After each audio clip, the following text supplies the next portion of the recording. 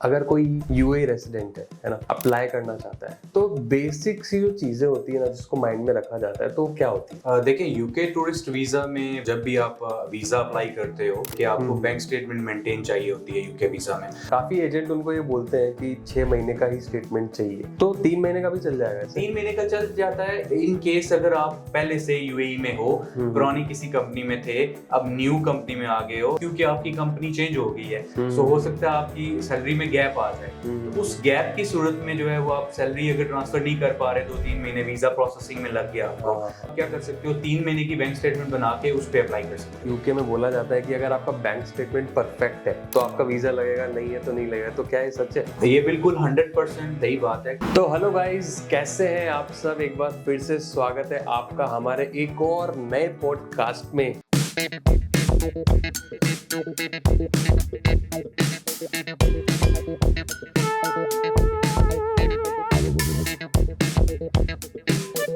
जिसमें आज हम वेलकम कर रहे हैं शार्जिल भाई को। शार्जिल भाई कैसे हो आप? ठीक है, आप कैसे हैं? एकदम बढ़िया। तो शार्जिल भाई के लिए थोड़ी सी इन्फॉर्मेशन मैं आपको देना चाहूँगा। शार्जिल भाई हमारे यहाँ पे पिछले 1.5 साल से, राइट, 1.5 साल से हमारे साथ काम कर रहे हैं अकीरा टूरिज्म में, and as a position of international visa manager, ठीक है।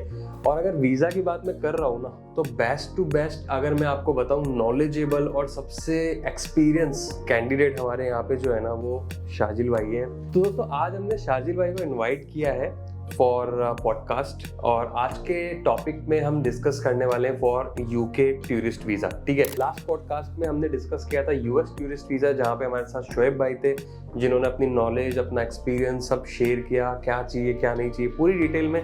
आपको वो ऊपर जो आई बटन है वहाँ पे जाके आप क्लिक करेंगे तो आपको पूरा पॉडकास्ट वहाँ पे देखने को मिल जाएगा। तो दोस्तों, अगर आप इंडिया में रहते हो, यूएई में रहते हो, and you are planning to visit UK, ठीक है, आपको यूके जाना है, तो सबसे पहला स्टेप होता है वहाँ का टूरिस्ट वीज़ा। अगर आपके पास टूरिस्ट वीज़ा है तभी तो आप बाकी की चीज़ें करोगे, फ्लाइट बुक करोगे, होटल बुक करोगे, पैकेजेस कराओगे, राइट। वीज़ा ही नहीं होगा तो सब चीज़ें सिर्फ बातें होती हैं। तो आज के वीडियो में हम आपको एक डिटेल इन्फॉर्मेशन देने वाले हैं शार्जिल भाई के साथ। शार्जिल भाई अपना एक्सपीरियंस शेयर करेंगे, बताएंगे कि क्या क्या चीज़ों को आपको ध्यान में रखना पड़ता है और क्या चीज़ें माइंड में रखनी पड़ती है जब आप यूके के लिए अप्लाई करते हो। तो शार्जिल भाई, सबसे पहले welcome to the channel, and आपसे मैं पूछना चाहूँगा कि यूके टूरिस्ट वीज़ा में अगर कोई यूएई रेसिडेंट है ना, अप्लाई करना चाहता है, तो बेसिक सी जो चीज़ें होती है ना जिसको माइंड में रखा जाता है, तो क्या होती है? देखिए, यूके टूरिस्ट वीज़ा में बेसिकली जब भी आप वीज़ा अप्लाई करते हो, not a UK tourist visa, कोई भी वीज़ा अप्लाई करते हो यूएई से, तो उसके लिए जो मैंडेटरी चीज़ें हैं वो तो एनओसी लेटर जो कंपनी का मेन रिक्वायरमेंट्स में है, और बैंक स्टेटमेंट आपकी देखी जाती है, ठीक है, किसी भी वीज़ा में। लेकिन यूके वीज़ा जो है वो थोड़ा सा हटके है, थोड़ा सा डिफरेंट। उसमें आपको स्पेशली बैंक स्टेटमेंट के हवाले से कि आपको बैंक स्टेटमेंट मेंटेन चाहिए होती है यूके वीज़ा में, और उसके लिए जो है वो आपको मेंटेन करनी पड़ती है बैंक स्टेटमेंट 6 मंथ्स के लिए। 3 मंथ्स की बैंक स्टेटमेंट भी एक्सेप्टेबल है, लेकिन इन केस अगर आप थोड़ा यूएई में लॉन्ग टाइम से रह रहे हो तो आपकी 3 मंथ भी बैंक स्टेटमेंट एक्सेप्टेबल है अगर आपकी कंपनी की हिस्ट्री है आपके पास। फॉर एग्जाम्पल, किसी और कंपनी में काम कर रहे थे आप और आप स्विच हो गए हो किसी और कंपनी में, तो आपको 3 मंथ की जो बैंक स्टेटमेंट अगर आपने मेंटेन किया तो वो भी एक्सेप्टेबल है। 3 सैलरीज अगर यहाँ पे ना, एक्चुअली शार्जिल भाई, लोगों को एक कंफ्यूजन है, वो ये बोलते हैं, क्योंकि हमारे पास मैसेजेस कमेंट आते हैं कि योगेश भाई, काफी एजेंट उनको ये बोलते हैं कि 6 महीने का ही स्टेटमेंट चाहिए, तो 3 महीने का भी चल जाएगा ऐसे? 3 महीने का चल जाता है इन केस अगर आप 3 मंथ्स तब यूज कर सकते हैं अगर आप पहले से यूएई में हो, पुरानी किसी कंपनी में थे, अब न्यू कंपनी में आ गए हो, लेकिन आपके पास क्योंकि आपकी कंपनी चेंज हो गई है, तो हो सकता है आपकी सैलरी में गैप आ जाए। तो उस गैप की सूरत में जो है वो आप सैलरी अगर ट्रांसफर नहीं कर पा रहे 2-3 महीने, वीजा प्रोसेसिंग में लग गया आपको, तो उस सूरत में आप क्या कर सकते हो, 3 महीने की बैंक स्टेटमेंट बना के उस पे अप्लाई कर सकते हो वीजा। अच्छा, तो बैंक स्टेटमेंट के हवाले से एक और जो यूके में बोला जाता है कि अगर आपका बैंक स्टेटमेंट परफेक्ट है तो आपका वीजा लगेगा, नहीं है तो नहीं लगेगा, तो क्या ये सच है?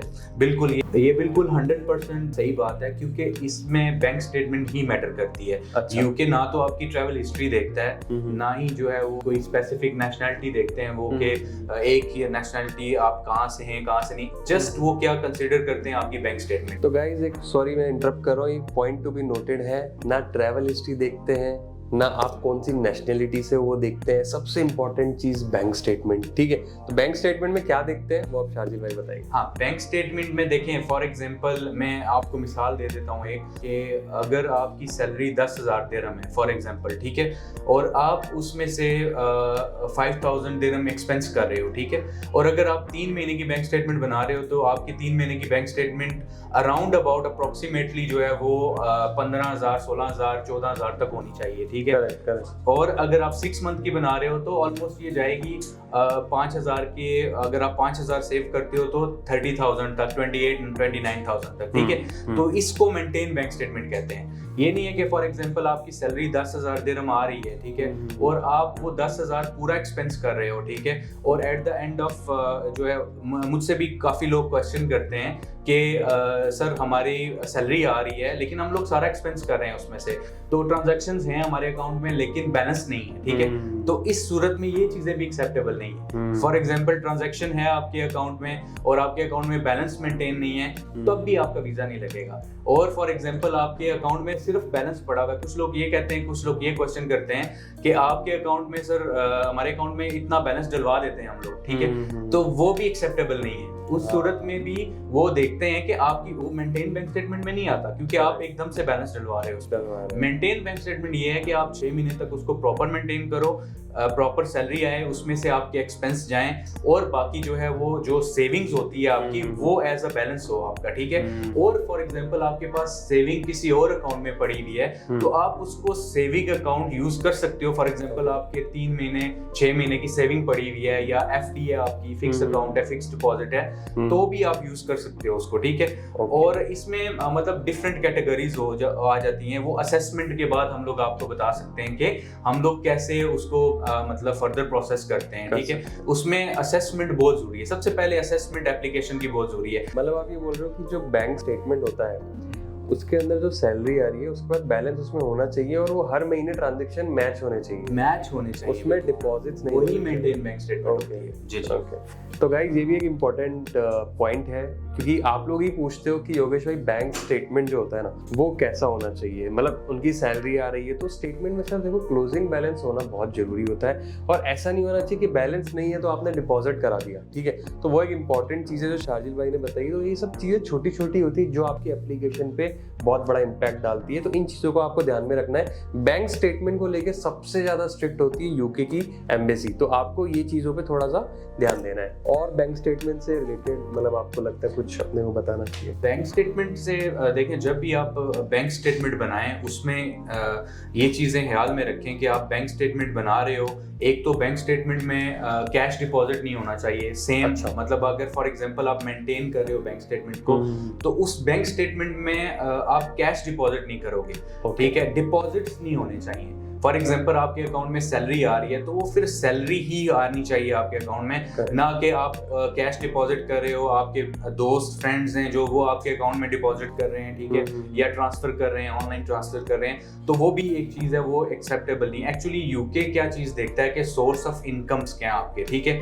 सोर्स ऑफ इनकम्स आपके अगर बेस्ट हैं, मतलब फॉर एग्जांपल आपकी सैलरी आ रही है, आप उसको प्रूफ कर सकते हो, या कोई भी फॉर एग्जांपल आप मतलब ये बाज़ दफ़ा ये होता है कि आप कोई इंपॉर्टेंट ट्रांजैक्शन करना चाह रहे हो, ठीक है, लेकिन आपको उसका प्रूफ देना होगा कि वो ट्रांजैक्शन, वो सोर्स ऑफ इनकम क्या है आपका, ठीक है। तो अगर आप प्रूफ दे सकते हो उस ट्रांजैक्शन का, then you can attach that bank statement with your application, ठीक है। तो उसमें ये है कि आप बेटर ये है कि आपके अकाउंट में जो है वो सैलरी ही रहे, सैलरी अकाउंट में। अगर आपने कोई अदर ट्रांजैक्शंस करनी है तो वो दूसरा अकाउंट ओपन कर लें आप, या दूसरे अकाउंट को यूज कर लें। यूके के लिए अगर आपने मेंटेन करनी है स्टेटमेंट तो आपको सैलरी स्टेटमेंट ही मेंटेन करनी चाहिए। तो इन शॉर्ट अगर आपकी सैलरी आ रही है, not only like in Dubai, India में भी सेम चीज चलती है कि अगर आप सैलरीड पर्सन हो, आपकी सैलरी आ रही है ना, तो एक चीज जो होती है देखी जाती है यूके में, स्टेटमेंट देखी जाती है, और उसमें जैसा कि शार्जिल भाई ने बताया डिपॉजिट्स नहीं होनी चाहिए, ठीक है।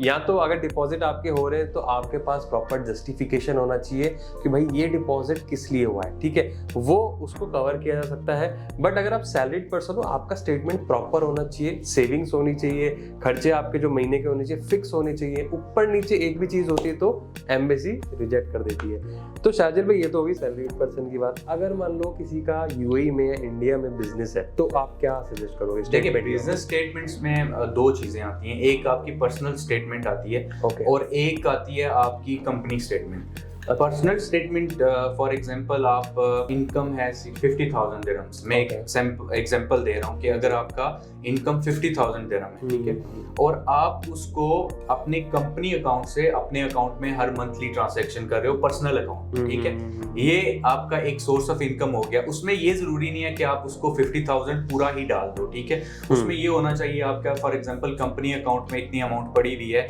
कि आप जितना भी शो करना चाहते हो, फॉर एग्जांपल 20,000 30,000, वो आप पार्ट्स में मंथली ट्रांसफर कर सकते हो, लेकिन उसकी एवरेज जो है वो सेम रहनी चाहिए, सेम अमाउंट की रहनी चाहिए। तो अगर आप उस तरह ट्रांसफर करते हो, दिखाते हैं स्टेटमेंट जब भरते हैं तो कंपनी स्टेटमेंट दिखाते हैं या पर्सनल दिखाते हैं? देखिए, पर्सनल स्टेटमेंट मैंडेटरी है किसी भी वीजा के लिए। कंपनी स्टेटमेंट एडिशनल डॉक्यूमेंट आता है, जैसे कि आप फॉर एग्जांपल ओनरशिप शो कर रहे हो अपनी, आप ट्रेड लाइसेंस लगा रहे हो, तो आप अगर कंपनी स्टेटमेंट भी लगाओगे तो आपका केस मजबूत हो जाएगा, स्ट्रॉन्ग हो जाएगा केस आपका, और आप उसको जो है वो फर्दर एम्बेसी आपका मतलब आपके वीजा के चांसेस बढ़ जाएंगे उसमें। एग्री।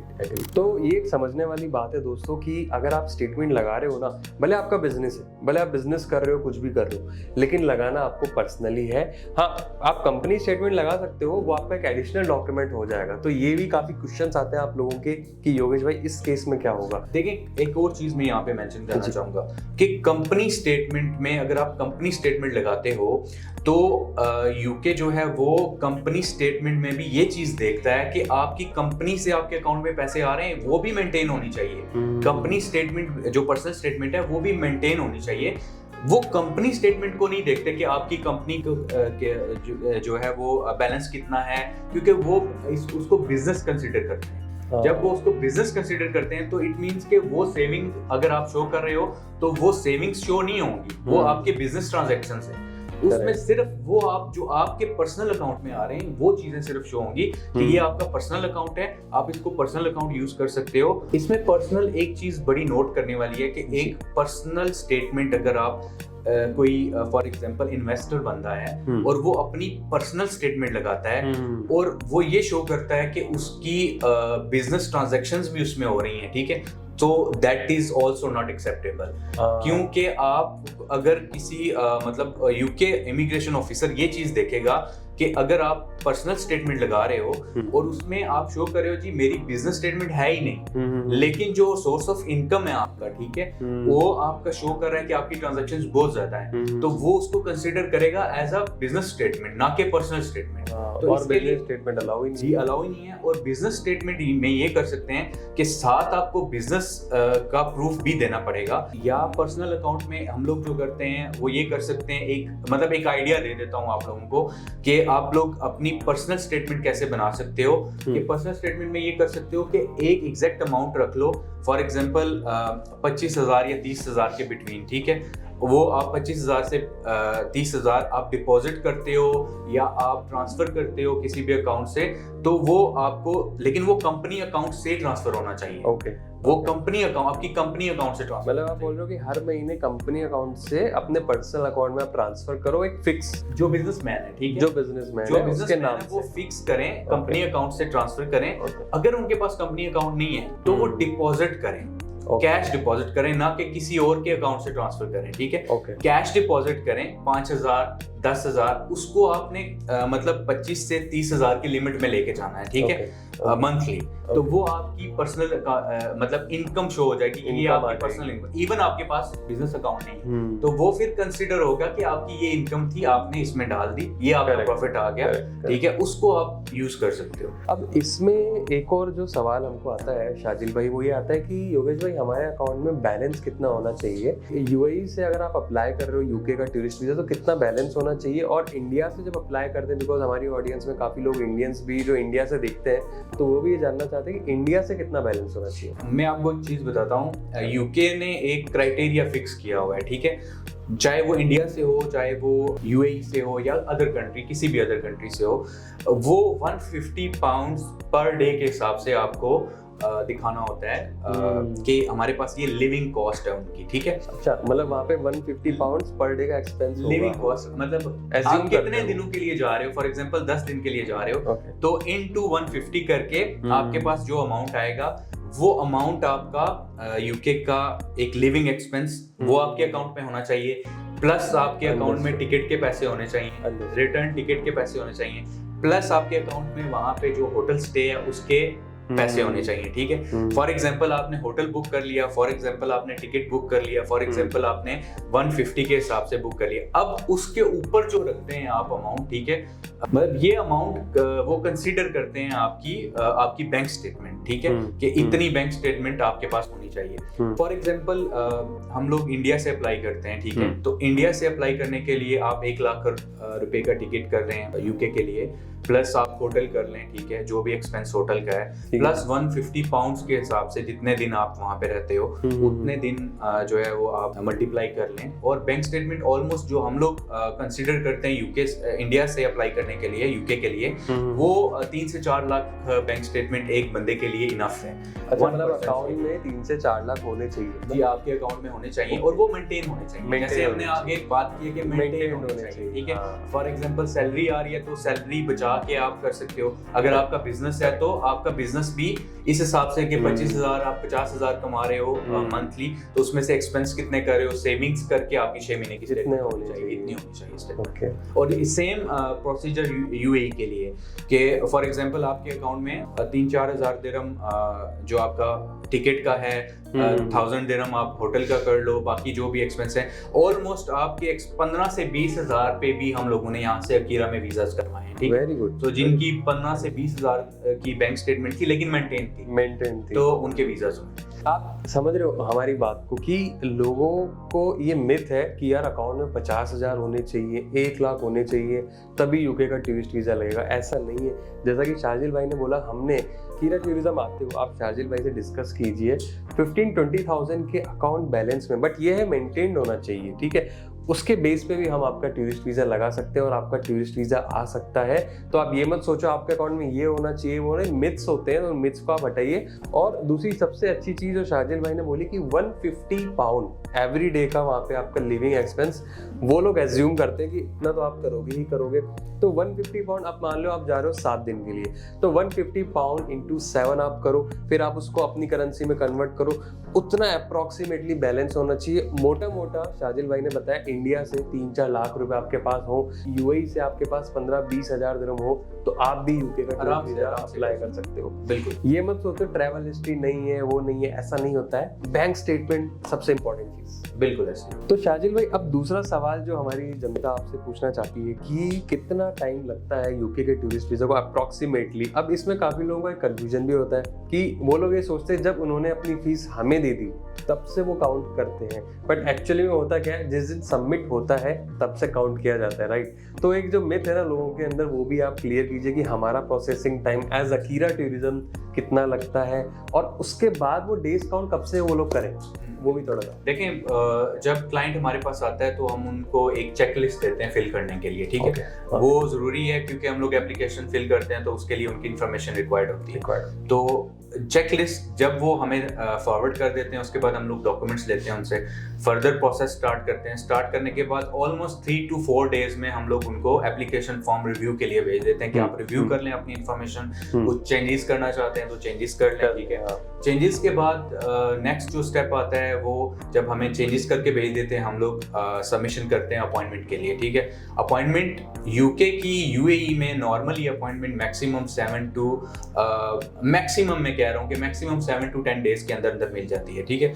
2 दिन 3 दिन के अंदर भी मिल जाती है, ठीक है, फ्री स्लॉट। उसमें प्रोसीजर्स हैं डिफरेंट। मतलब यूके में वो यूएसए वाला टेंशन नहीं है जो लोग एक एक साल वेट नहीं करते नहीं नहीं, हैं, यूके में आपको maximum within week appointment, within week मिल जाता नॉर्मल अपॉइंटमेंट की बात कर रहा हूँ, ठीक है। सही। उसमें आगे फिर प्रायोरिटी सर्विसेज भी आ जाती हैं, उसमें आगे फिर सुपर प्रायोरिटी सर्विसेज भी आ जाती हाँ। हैं, वो एक डिफरेंट चैप्टर हो जाता है। उसमें ये है कि प्रोसेसिंग आपने जितनी फास्ट कराना चाहते हो। पास करा। आगे क्या होता है, आगे नॉर्मल प्रोसेसिंग में फॉर एग्जांपल हम लोग आपका वीजा अप्लाई कर रहे हैं तो उसमें जो एम्बेसी का टाइम है वो 3 to 4 वीक्स प्रोसेसिंग टाइम है। आफ्टर द सबमिशन जब हम लोग अपॉइंटमेंट फिक्स करते हैं, आप जाते हो अपने डॉक्यूमेंट्स बायोमेट्रिक्स लेके आते हो, उसके बाद 3 to 4 वीक्स टाइम। अच्छा, ठीक 3 है, से 4 हफ्ते 3 से 4 हफ्ते और उसके बाद प्रोसेसिंग टाइम है। अब इसमें एक प्रायोरिटी वाला ऑप्शन है, ठीक है। प्रायोरिटी वाले ऑप्शन में आपको 5 डेज की प्रोसेसिंग टाइम है, उसकी फी डिफरेंट है, एक्स्ट्रा पे करना पड़ता है आपको। तो विद इन 5 डेज एम्बेसी आपका प्रोसेस कर देती है वीजा। उसके बाद उसमें एक सुपर प्रायोरिटी वाला ऑप्शन आता है हमारे पास, ठीक है। अगर फॉर एग्जांपल कोई बिजनेस मीटिंग है आपकी, अगर आप अर्जेंट किसी काम के लिए यूके जाना चाहते हो तो with in 24 to 48 hours embassy process करके देती है और आपका पासपोर्ट स्टैंप होके वापस आ जाता है। अरे वाह। तो शाजिल भाई, फीस की जब बात निकली है तो एज अकीरा टूरिज्म और एज इंटरनेशनल वीजा मैनेजर, और इस हमारे साथ में आपको ऑलमोस्ट 1.5 साल भी हो गया, तो आप हमारे व्यूअर्स के लिए क्या प्राइस दे सकते हो, क्या डिस्काउंट दे सकते हो? अगर यूएई से अप्लाई करना चाहते हैं तो क्या आप दे सकते हो? देखिए, और आपने जैसा बताया कि अलग अलग प्राइसिंग है, प्रायोरिटी है, तो प्लीज आप थोड़ा गाइड करेंगे प्राइस को? हाँ बिल्कुल। देखें, अगर आप यूएई से अप्लाई करना चाहते हो तो हम लोग 1250 दिरहम चार्ज करते हैं, इंक्लूडिंग एम्बेसी फी, ओके, और इंक्लूडिंग बायोमेट्रिक्स चार्जेस, ठीक है। 1250 दिरहम्स में हम लोग आपका वीजा प्रोसेस कर सकते हैं नॉर्मल प्रोसेसिंग के साथ, ठीक है।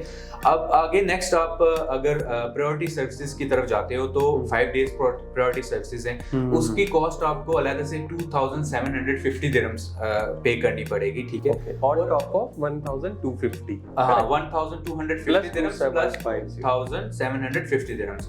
और अगर आप नेक्स्ट चले जाते हो सुपर प्रायोरिटी सर्विसेज की जानिब, कि अगर आप सुपर प्रायोरिटी सर्विसेज करना चाह रहे हो तो वो 5500 दिरहम्स आपको एक्स्ट्रा पे करने पड़ेंगे। So within 24 hour to 48 hours आपका प्रोसेस हो जाएगा वीजा। Very nice. तो दोस्तों, अगर आप बिजनेसमैन हो या फिर आप मान लो आप जॉब भी कर रहे हो और आपकी कंपनी आपको भेजना चाहती है यूके और आपको अर्जेंटली जाना है, आपको वेट नहीं करना है, so you have multiple options, priority, super priority, तो वी हैव मल्टीपल ऑप्शंस। और ये जो चार्जेस आपको शाजिल भाई बता रहे हैं ना, that's including over service charge as well. मतलब आप ये सोचो कि आपकी एक फाइल पे कितनी मेहनत लगती है, कितना काम किया जाता है, पूरी टीम बैठ के, मतलब दिन रात एक करके आपकी फाइल पे काम किया जाता है, तब जाके वीजा अप्रूव होता है। सर, ऐसे नहीं होता है।